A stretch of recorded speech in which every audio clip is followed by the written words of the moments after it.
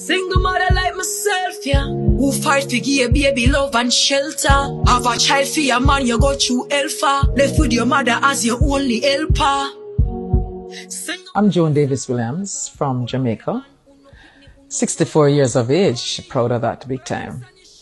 I became a single mother shortly after my last child was born. Probably I was single before, I didn't even realize it. I was made a single mom with 4 children. There are 2 that I had during marriage and 2 that I met my ex-husband with. The journey was rough. The journey was rough. The journey was rough.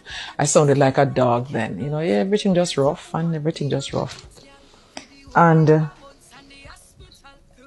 because I taught at the female prison for 7 years, I did voluntary work there while I was teaching at St. Jago.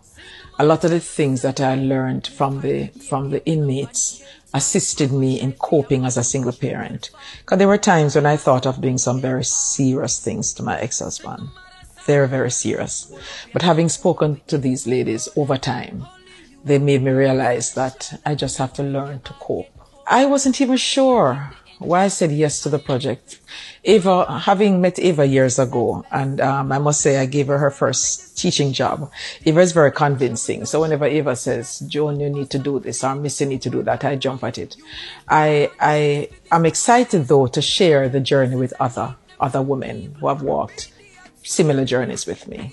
But when I can't find food to eat, when the bills are piling up and house was about to be sold, water lock off, everything, I became a higgler.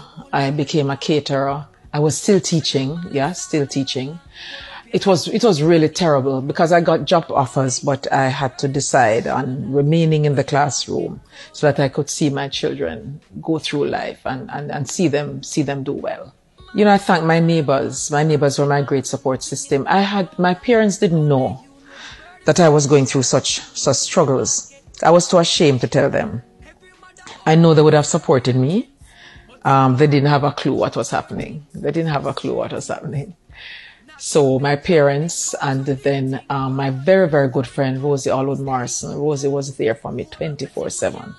Because when the hunger pangs hit, she was there for us. I would advise men you separate from the woman. You can't be separated from your child. You need to be the support system. You need to be an example so that your child will respect you. It was a challenge for me because I wanted to tell my children about some of the negative things of my life, and I couldn't. I preferred if they had grown up and would have seen these things. But I would say to men, support your children, be there for them, visit, support them, go to their schools, get involved. And I'm saying this as an educator because children who have suffered from parents not being involved because of separation, they're really hurting.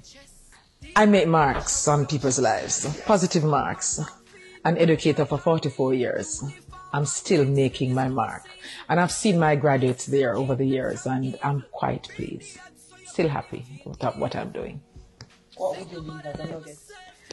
Release negative thoughts, release negative people, soar with the eagles, leave out the drunkards.